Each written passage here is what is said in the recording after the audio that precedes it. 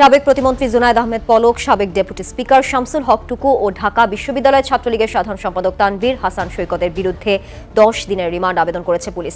বিকেলে ডিবি কার্যালয় থেকে সিএমএম আদালতে নিয়ে যাওয়া হয় এই তিনজনকে। শিক্ষার্থীদের আন্দোলনের সময় সংঘটিত হত্যা, গণহত্যা ও নির্যাতন সহ মানবতা বিরোধী অপরাধের অভিযোগে সদ্য ক্ষমতাচ্যুত প্রধানমন্ত্রী শেখ হাসিনা সহ 10 জনের বিরুদ্ধে তদন্ত শুরু করেছে আন্তর্জাতিক অপরাধ ট্রাইব্যুনালের তদন্ত সংস্থা। স্বরাষ্ট্রমন্ত্রীর দায়িত্বে থাকতে বস্তা ভরে ঘুষের টাকা ঢুকত আসাদুজ্জামান খান কামালের বাসায়। পুলিশ, মাদকদ্রব্য নিয়ন্ত্রণ অধিদপ্তর এবং ফায়ার সার্ভিস থেকে আসতো এসব ঘুষের টাকা। 15ই আগস্ট জনতার আরেক বিজয়, এবং এই বিজয় প্রমাণ করে যে বাংলাদেশের রাজনীতিতে আওয়ামী লীগের আর কোনো ভবিষ্যৎ নেই। বাংলাদেশের পরিবর্তিত পরিস্থিতিতে ভারত সামরিক অভিযান চালাতে পারে। বাংলাদেশের অভ্যন্তরীণ বিষয়ে ভারতের সেনাবাহিনী। আপনি চিন্তা করতে পারেন যে এমন সিদ্ধান্তের জন্য মোদীকে আহ্বান করা হচ্ছে। বাংলাদেশে ভারতীয় সেনাবাহিনী ঢোকার মতন স্পর্ধা দেখাচ্ছে। আওয়ামী লীগ যেখান থেকে তৈরি হয়েছিল, আওয়ামী মুসলিম লীগ নেই, ভাসানী নেই, ন্যাপ নেই। আবার আওয়ামী মুসলিম লীগ যেখান থেকে তৈরি হয়েছিল মুসলিম লীগ, সেই মুসলিম লীগ বাংলাদেশে নেই। কাজে আওয়ামী লীগ বাংলাদেশ থেকে বাংলাদেশে থাকবে না, এটা আশ্চর্য হওয়ার কিছু নেই। বাংলাদেশে এসে ভারতের পররাষ্ট্রনীতি চরমভাবে ব্যর্থ হয়েছে। একটা মাত্র সাফল্য তারা যেটা দেখাতে পারছিল তাদের অভ্যন্তরীণ রাজনীতিতে, সেটাও শেষ হয়ে গেল। আসসালামু আলাইকুম দর্শক, গুরুত্বপূর্ণ একটি নিউজে আপনাদের সকলকে স্বাগতম। দর্শক, বর্তমান সময়ের রাজনৈতিক পরিস্থিতি বা প্রেক্ষাপটকে বিশ্লেষণ করে আপনাদের সামনে বেশ কিছু গুরুত্বপূর্ণ ভিডিও ফুটেজ নিয়ে হাজির হয়েছি। এমনকি দর্শক, আমি আশা করছি আপনারা ভিডিও শুরুটা দেখেই সেটি বুঝতে পেরেছেন। তাই বলবো দর্শক, যারা ভিডিওটি অন করেছেন তারা অবশ্যই নিউজটি না টেনে সম্পূর্ণ মনোযোগ সহকারে দেখবেন, তাহলেই মূল ঘটনাগুলো বা আসল রহস্যগুলো জানতে পারবেন। তো প্রিয় দর্শক, আমি আর বেশি কথা বাড়াবো না। আমি ভিডিও শুরুতে আপনাদের যেই ভিডিওগুলোর অংশবিশেষ দেখিয়ে শুরু করেছিলাম, সেই ভিডিওগুলোর বিস্তারিত আলোচনা দেখাবো। তবে তার আগে বলি, যারা এখনও চ্যানেলটি সাবস্ক্রাইব করেননি সকলে চ্যানেলটি সাবস্ক্রাইব করে পাশে থাকা বেল আইকনটি বাজিয়ে দিবেন। আর যারা ইতিমধ্যেই সাবস্ক্রাইব করে রেখেছেন তাদের সকলকে অসংখ্য ধন্যবাদ।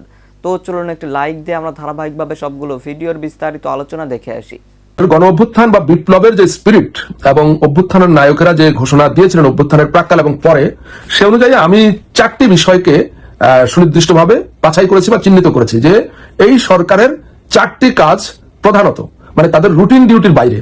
রুটিন ডিউটি বলতে এই অর্থনীতি ঠিক করা, আইন শৃঙ্খলা ঠিক করা, এগুলোর বাইরে তাদের 4টা মূল কাজ হবে। এই যে অন্তর্বর্তীকালীন সরকার গঠন করা হয়েছে, একটা বিপ্লব হয়েছে, অভ্যুত্থান হয়েছে, এটা তো স্রেফ রুটিন কাজ করবার জন্য না, যে একটা মানে কিছু অর্থনৈতিক কার্যক্রম হাতে নিল, আমাদের মানে অর্থনীতিতে যে ক্রাইসিস সেটাকে একটু নর্মালাইজ করলো, আইন শৃঙ্খলা একটু স্বাভাবিক করলো, এই জন্য তারা এই সরকার গঠিত হয় না। এটা যে কোনো একটা সরকার হলে এটা তাদের নর্মাল কাজ থাকতো।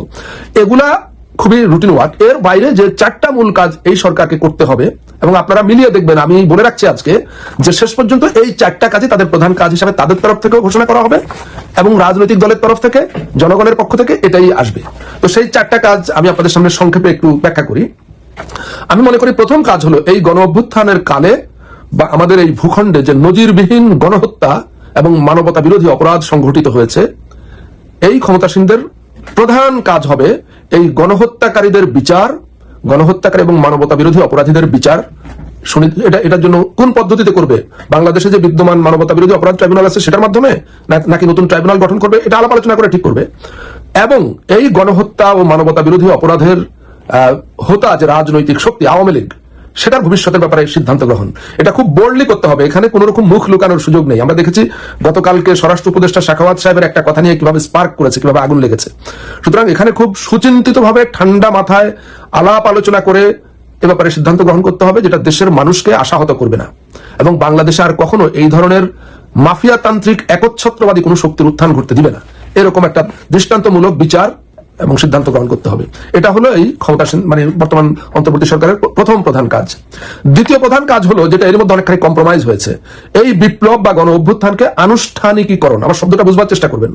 এই যে গণ অভ্যুত্থান বা বিপ্লব হয়েছে, এটাকে আনুষ্ঠানিকীকরণ মানে এটা জাস্ট মুখের কথা না, এটা জাস্ট বক্তৃতার ভাষা না, এটা একটা রিয়ালিটি যে এই বাংলাদেশ দ্বিতীয়বারের মতো স্বাধীন হয়েছে একটা সফল গণ অভ্যুত্থান বা বিপ্লবের মধ্য দিয়ে।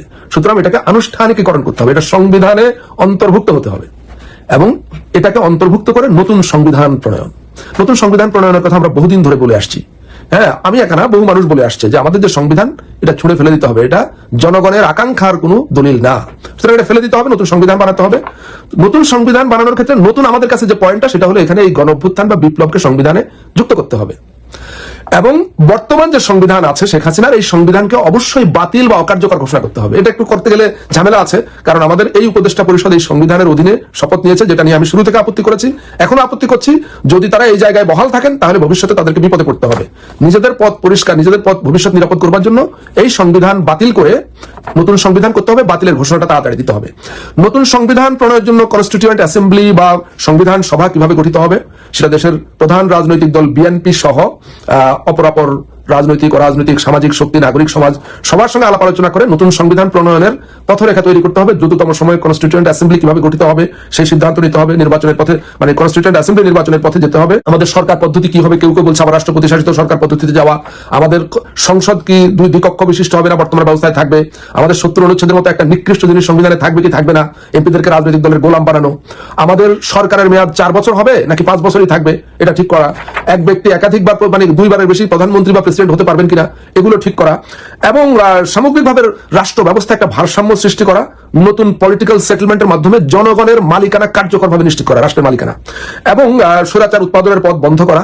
সত্যিকার গণতন্ত্রের যে দুটো উপাদান, অ্যাকাউন্টেবিলিটি এন্ড ট্রান্সপারেন্সি, জবাবদিহিতা এবং স্বচ্ছতা নিশ্চিত করা, এবং মিডিয়া বা মত প্রকাশের স্বাধীনতাকে অবারিত করা।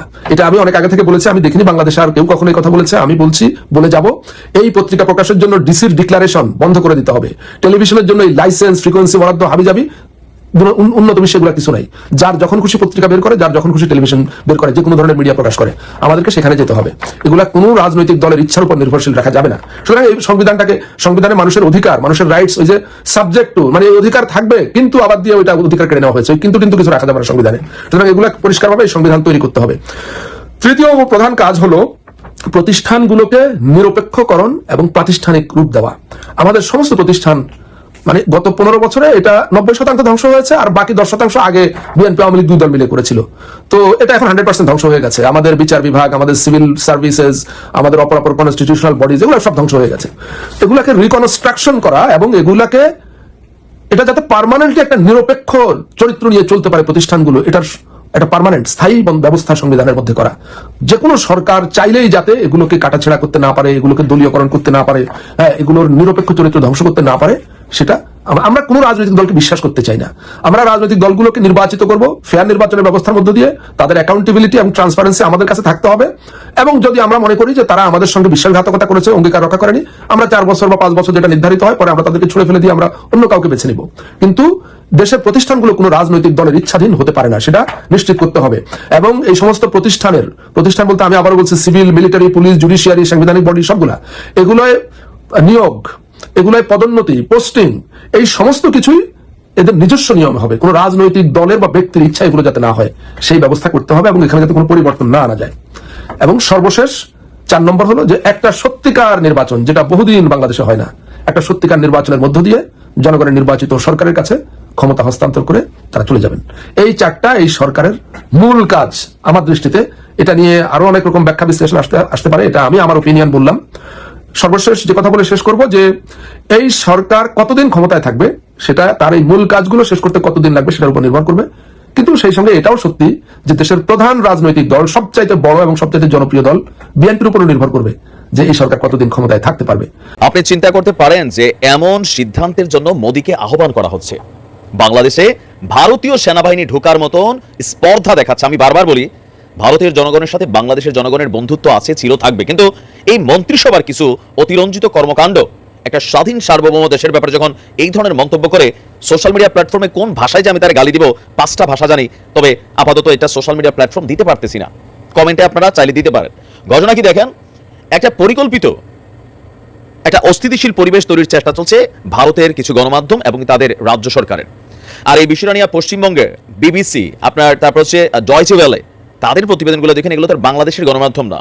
সেখানে কিন্তু স্পষ্ট বলে দিচ্ছে যে এখানে অর্ধেকগুলো হচ্ছে গুজব, আর যেই কয়েকটা ঘটনা ঘটেছে, 2-1টা ঘটনার বাহিরে বাকিগুলা রাজনৈতিক পয়েন্ট অফ ভিউতেই ঘটেছে। কিন্তু এখন আপনি দেখেন বাংলাদেশে উত্তাল রাজনৈতিক পরিস্থিতিতে হিন্দু ভাইদেরকে আক্রমণের শিকার করা হচ্ছে এমন আশঙ্কার কথা জানিয়ে ভারতের প্রধানমন্ত্রী নরেন্দ্র মোদীকে সামরিক পদক্ষেপ বাংলাদেশের বিরুদ্ধে সামরিক পদক্ষেপ নেওয়ার আহ্বান জানিয়েছে ভারতের কর্ণাটক রাজ্যের কংগ্রেস বিধায়ক রিজওয়ান আরশাদ। তার সাহস কত বড় ভাই! আমি এইবার আমাদের বাংলাদেশের সরকারের এটা নিয়ে কি রিয়াকশন হয়। আগে সরকার থাকলে আমাদের যেই সরকার ছিল আওয়ামী লীগ সরকার, তো আমার দল এটা নিয়ে এত বেশি কথা বলে নাই, কখনোই এরকম বলতো না। কিন্তু রাইট নাও আমরা আশা করি ইউনূস সাহেবের যে সরকার আছেন সেটা এটার প্রতিবাদ করবে, করা হবে। আর এই খবর কি আমি ফাও খবর দিচ্ছি না, দ্য ইকোনমিস্ট টাইমসের এক প্রতিবেদনে এমনটাই উঠে এসেছে।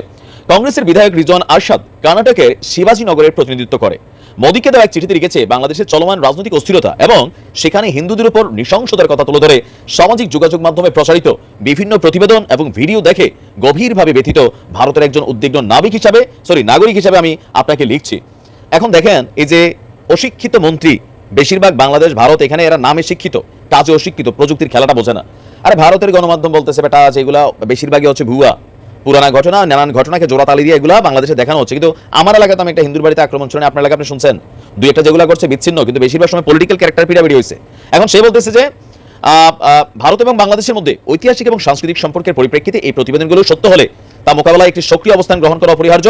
আর বাংলাদেশে হিন্দু সম্প্রদায়ের অধিকার এবং মর্যাদা রক্ষার জন্য অবিলম্বে নতুন অন্তর্বর্তীকালীন সরকারের সঙ্গেও জড়িত হতে মোদীকে পরামর্শ দিচ্ছেন। এটা তুই ভালো দিছস। আমার দেশের জনগণের সাথে কি হবে সেটা আমরা বুঝবো। তোমাদের দেশে যারা মুসলমান বসবাস করে তাদের সাথে তোমরা কি করছো? তবে আমি এই কম্প্যারিজনে যেতে চাই না। আমার রাষ্ট্র নিয়া, আমার দেশ নিয়া এই ধরনের পাকনা পাকনা কথা মারাইলে সরিয়ে লাল করে দেওয়া উচিত তোমাদেরকে। মারি গোমূত্র খেতে খেতে হ্যাঁ মাথার ব্রেন যেটা সেটা ঝুলা ঝুলা হয়ে গেছে। এটা তীব্র ভাষায়, কড়া ভাষায় এটার প্রতিবাদ জানানো উচিত যে ভারতের এই সাহসটা কিভাবে হয় বাংলাদেশে এরা সামরিক হস্তক্ষেপ করার। আগিলা দিন নাইরে নাতি খাবলায় খাবলায় চিনি কাটি। কারণ আমি তোমার বলি, এই সামরিক হস্তক্ষেপ বাদ দিয়া তোমরা লোটা বদনা কিনো, স্যানিটেশনে হাত দাও। এখন মানুষ জঙ্গলে গিয়ে হাগে তোমাদের দেশে অনেক জায়গায়, সেদিকে তোমরা নজর দাও। একটা দেশের সরকার পরিবর্তন হলে, তোমার দেশে সরকার পরিবর্তন হলে তোমাদের দেশে কি হয়? এটা বিশ্বজুড়ে, ভারত, বাংলাদেশ, পাকিস্তান, শ্রীলঙ্কা, এগুলো আমাদের কমন চিত্র। আর এইবার যেটা হয়েছে, অতিরিক্ত গুজব ছড়াইছে ভারতের মিডিয়াগুলা উদ্দেশ্য প্রণোদিত ভাবে। বাংলাদেশে এসে ভারতের পররাষ্ট্রনীতি চরমভাবে ব্যর্থ হয়েছে। একটা মাত্র সাফল্য তারা যেটা দেখাতে পারছিল তাদের অভ্যন্তরীণ রাজনীতিতে, সেটাও শেষ হয়ে গেল। এটা আসলে সাফল্য ছিল না বহুদিন থেকে, এটা ব্যর্থতাই ছিল। এটা তারা বুঝতে পারেনি, যেহেতু একেবারে কৃতদাসের মতো শেখ হাসিনা যারা মোদির কথা শুনছিলেন, তাই সেটাকে অ্যাপারেন্টলি সফলতা দেখানো যাচ্ছিল। এখন সেটা অফিসিয়ালি শেষ হয়ে গেছে। এভাবে আমরা বলতে পারি ভারতের পররাষ্ট্রনীতি একেবারেই গর্তে পড়ে গেছে। এখন বাংলাদেশের ক্ষেত্রে তো বেশ গভীর সেই গর্ত। একটা কথা বলা হয় গর্তে পড়া নিয়ে, সেটা হচ্ছে গর্তে যদি আপনি পড়ে যান তাহলে প্রথম কাজ হচ্ছে গর্তটা আরো খুঁড়ে আরো গভীর করে না তোলা। পড়েছেন গর্তে, চুপচাপ থাকুন, চেষ্টা করুন কিভাবে বের হওয়া যায়। কিন্তু আপনি যদি এটা খুঁড়তে থাকেন আপনি আরো গভীরে নেমে যাবেন, সেই গর্ত থেকে ওঠাটা আপনার আরো বেশি কঠিন হবে। ভারতের এবং অবশ্যই জনাব নরেন্দ্র মোদীর সাম্প্রতিক কর্মকাণ্ড বাংলাদেশ প্রসঙ্গে দেখলে আমরা এটা বোধ করতেই পারি যে গর্তটা খুঁড়ে খুঁড়ে আরো গভীর করছেন তারা। জনাব মোদী ভারতের স্বাধীনতা দিবস উপলক্ষে একটা বক্তৃতা করেছেন। সেখানে তিনি বলছেন 140 কোটি ভারতীয় বাংলাদেশের সংখ্যালঘু হিন্দুদের নিরাপত্তা নিয়ে চিন্তিত। ভারত সর্বদা বাংলাদেশের অগ্রযাত্রায় সঙ্গী হবে, অগ্রযাত্রার শুভাকাঙ্ক্ষী হবে। আমরা আশা করছি সেখানে শীঘ্রই পরিস্থিতি স্বাভাবিক হয়ে উঠবে। ভারতীয়রা চায় হিন্দু ও সংখ্যালঘুদের নিরাপত্তা নিশ্চিত হোক। 140 কোটি সংখ্যালঘু হিন্দুদের নিরাপত্তা নিয়ে চিন্তিত। আমাদের মনে থাকার কথা, জনাব মোদী একবার টুইট করেছিলেন যখন আমাদের প্রধান উপদেষ্টা ডক্টর ইউনূস শপথ নিয়েছিলেন। তিনি সেটাই বলেছেন, প্রফেসর মোহাম্মদ ইউনূসকে নতুন দায়িত্ব গ্রহণের জন্য আমার শুভেচ্ছা। আমরা আশা করি হিন্দু ও অন্যান্য সংখ্যালঘু সম্প্রদায়ের নিরাপত্তা ও সুরক্ষা নিশ্চিত করে দ্রুত স্বাভাবিক অবস্থা ফিরে আসবে। তিনি আরও বলেন, শান্তি, নিরাপত্তা, উন্নয়নের জন্য আমাদের উভয় দেশের জনগণের আশা আকাঙ্ক্ষা পূরণে ভারত বাংলাদেশের সঙ্গে কাজ করতে প্রতিশ্রুতিবদ্ধ। মানে উনি প্রথম যে টুইট করেছেন ডক্টর ইউনূসকে অভিনন্দন জানিয়ে, সেখানেও তিনি হিন্দু এবং অন্যান্য সংখ্যালঘু সম্প্রদায়ের নিরাপত্তার কথা বলছেন। আমরা বহুদিন থেকে একটা কথা বলার চেষ্টা করেছি এবং আমাদের কাছে যথেষ্ট পরিমাণ ডকুমেন্ট আছে। মিস ইনফরমেশন তো বটেই, প্ল্যান ডিসইনফরমেশন দিয়ে বাংলাদেশে হিন্দুরা সাম্প্রদায়িক হামলার সম্মুখীন হচ্ছে নতুন যে সরকার এসছে তার আমলে। এই বয়ান খাড়া করার চেষ্টা করছে বিজেপির সমর্থক যেসব মিডিয়া আউটলেট আছে, মূলত সেগুলো বিভৎস রগরগে ভাষায়, মানে এই ভাষায় কোনো নিউজ মিডিয়া চলতে পারে আমি না দেখলে বিশ্বাস করতাম না। তারা এমন ভাষায় এমন কিছু ঘটে যাচ্ছে বলে তারা ন্যারেটিভ তৈরি করছে। মারাত্মক অপরাধ এগুলো। বাংলাদেশ জঙ্গিদের হাতে চলে গেছে, বাংলাদেশ ইসলামিস্টদের হাতে চলে গেছে, বাংলাদেশ রাজাকারদের হাতে চলে গেছে, স্বাধীনতা বিরোধীদের হাতে চলে গেছে। হুবহু এই ধরনের ন্যারেটিভ তারা প্রকাশ করছে সমানে। শুধু কি তাই, শেখ হাসিনা ভারতে পালিয়ে যাওয়ার পর 2 দিন বা 3 দিনের মাথায় সংসদে ভারতের লোকসভায় জয়শঙ্কর পররাষ্ট্রমন্ত্রী যে স্টেটমেন্ট দিয়েছেন ওটা হুবহু আওয়ামী লীগের স্টেটমেন্ট ছিল। আমি ওটা নিয়ে আলাদা ভিডিও করে দেখিয়েছি। আজকে মোদি তার টুইটে এবং স্বাধীনতা দিবসে এসে একই কথা বলছেন। অবশ্য কেউ বলতে পারেন মোদি এইসব কথা বলার আসলে না বলার কোনো কারণ নাই, এসব কথা বলতে উনি বাধ্য। হ্যাঁ, এটা বলা যেতে পারে, এটাই আমাদের কপালের দোষ। কিন্তু দিনের শেষে ভারতেরও খুব ভালো কিছু আসলে হবে না। বাংলাদেশের হিন্দুদের জন্য যখন এভাবে কনসার্ন দেখানো হয় আলাদা করে, বিশেষ করে সেটা নরেন্দ্র মোদী যখন দেখান, যার রাজনীতিটাই হচ্ছে একটা বিভৎস আইডেন্টিটি পলিটিক্স, একটা ফ্যাসিস্ট আইডেন্টিটি পলিটিক্স, ওটা ফ্যাসিবাদের পর্যায়ে চলে গেছে। তার যে মাদার অর্গানাইজেশন বিজেপির আরএসএস, ওটা ঘোষিতভাবে ওটা আরএসএস এর মানে তার মা, তার যে আরএসএস এর যে আদর্শিক জায়গা সেটাকে ধারণ করে এবং সেখান থেকে এটার পলিটিক্যাল উইং হচ্ছে বিজেপি। জনাব মোদী নিজে আরএসএস করা মানুষ, সো ঘোষিতভাবে তারা সেটা। এবং ভারতের সংখ্যালঘু বহুবার বলেছে, মুসলমান বাদ দেই, খ্রিস্টান বুদ্ধিস্ট বাদ দেই, এই যে মণিপুর বা এই 7 সিস্টার্সে কিভাবে খ্রিস্টানদের সাথে হিন্দুদের এই ধরনের মোদির উস্কানির কারণে যে এখানে মারাত্মক গৃহযুদ্ধ পরিস্থিতি তৈরি হয়েছে সেটা তো আমরা জানি। এবং তিনি দেখতে পর্যন্ত যাননি একবার মণিপুরে, এসব নিয়ে সমালোচনা আছে। আমরা বাদ দেই সব অন্যান্য সব ধর্ম, কিন্তু দলিতরা যারা টেকনিক্যালি হিন্দু মানুষ, যাদের সংখ্যা প্রায় 25 কোটি, সেই দলিতদেরকেও কি করা হয়েছে তার শাসন আমলে, কি করা হয়। মুসলমানদের যেমন গরুর মাংস পেলে পিটিয়ে হত্যা করা হয়, যেহেতু দলিতদের একটা অংশ চামড়াকে ট্যান করেন এবং সেটা দিয়ে জুতা বানান ইত্যাদি। মৃত গরু থেকে চামড়া তুলেছে এই ধরনের তথ্যের কারণে দলিতদের উপরে হামলা হয়েছে, এরকম তথ্য আমরা ভারত থেকে পাই। তার মুখে মানায় না। কিন্তু একই সাথে আমি মনে করি বাংলাদেশে হিন্দুর ব্যাপারে, হিন্দু সম্প্রদায়ের ব্যাপারে, একটা বিশেষ সম্প্রদায়ের ব্যাপারে আপনি কনসার্ন দেখাচ্ছেন। বাংলাদেশে আমরা এই তথ্য জানিয়েছি, প্রায় 700-র মতো মানুষ এখন পর্যন্ত মারা গেছে আমাদের এই যে অভ্যুত্থান এবং তার পরবর্তী কনসিকুয়েন্সের সময়, তাতে 700-র মতো মানুষ মারা গেছে, যাতে মারা গেছে 2 জন মাত্র হিন্দু, একজন পুলিশ এবং আরেকজন পুলিশ নন এরকম হিন্দু। সো এই সংখ্যা বাংলাদেশের হিন্দুদের যে ডেমোগ্রাফিক পার্সেন্টেজ সেটার সাথে যদি তুলনা করি, যদি 8-9% হয়, 60-65 জন হিন্দু আনুপাতিকভাবে এর অংশ হওয়ার কথা ছিল হত্যাকাণ্ডের। আমরা কারো হত্যাকাণ্ড নিয়ে কথা বলি, কিন্তু হওয়ার কথা ছিল, হয়নি তো। সুতরাং এই যে এক্সাজারেশন, এই যে বারবার হিন্দুদেরকে নিরাপত্তার কথা বলা হচ্ছে, তার মানে আসলে আপনি আপনার ওই ন্যারেটিভটাকেই এস্টাবলিশ করতে চাইছেন, এবং সেটার পেছনে এভিল ইন্টেনশন তো আছে বটেই, নিশ্চিতভাবেই আছে। বাংলাদেশে শেখ হাসিনা সরকারের সময় হিন্দু সম্প্রদায় প্রচুর নির্যাতিত হয়েছে, তাদের জমি জমা দখল হয়েছে, তাদের যে সংগঠন আছে তারা বলেছে, এমনকি সর্বশেষ বেনজির সব হিন্দুদের জমি দখল করেছিল, শত বিঘা, সেগুলো গোপালগঞ্জের মতো জায়গায়, শেখ হাসিনার বাড়ির পাশে। টু শব্দ তখন আমরা বাংলাদেশের হিন্দু সম্প্রদায়ের নেতাদেরও দেখি নাই, যেগুলো যখন দখল হচ্ছে ভারতেরও দেখি নাই। সুতরাং এই মুহূর্তে এটা ফ্রেম করছে, তারা ফ্রেম করার চেষ্টা করছে, কোনো কিছু প্রতিষ্ঠিত করার চেষ্টা করছে তাদের কোনো ইভিল ইন্টেনশনের জন্য। বিজেপি এই রাজনীতিটাই করে এবং মোদিকে এই রাজনীতিটাই করতে হয় হয়তো, কিন্তু এই রাজনীতি করে কি বাংলাদেশের সাথে সত্যিকার অর্থে একটা বোঝাপড়ার ভালো সম্পর্ক হওয়া সম্ভব? আমি মনে করি। এই জন্যই বলছি, গর্তে পড়ে গর্ত আবার খুঁড়ছে ভারত। সেই লক্ষণগুলো আরো অনেক ক্ষেত্রে আছে, আমি সেগুলো নিয়েও কথা বলবো। কিন্তু লাকিলি আমরা এমন একটা সরকার এই মুহূর্তে আমাদের আছে, আমরা বিশ্বাস করি, আমরা কনফিডেন্ট যে তারা বাংলাদেশের আত্মমর্যাদা ভারতের প্রশ্নে প্রতিষ্ঠিত করে তারা তাদের কাজ করতে পারবেন এবং আমরা সেই আত্মমর্যাদা জাতি হিসেবে প্রতিষ্ঠিত হতে পারবো। দর্শক, আমি আশা করছি আপনারা সকলেই অত্যন্ত মনোযোগ সহকারে সবগুলো ভিডিওই দেখেছেন। এমনকি দর্শক, যদি এই ভিডিওগুলো সম্পর্কে আপনাদের কোনো মতামত থেকে থাকে তাহলে তো অবশ্যই জানাবেন। দর্শক, নিউজটি শেষ করছি এখানেই, ফিরছি পরবর্তী নিউজে নতুন কোনো টপিকে। আল্লাহ হাফেজ।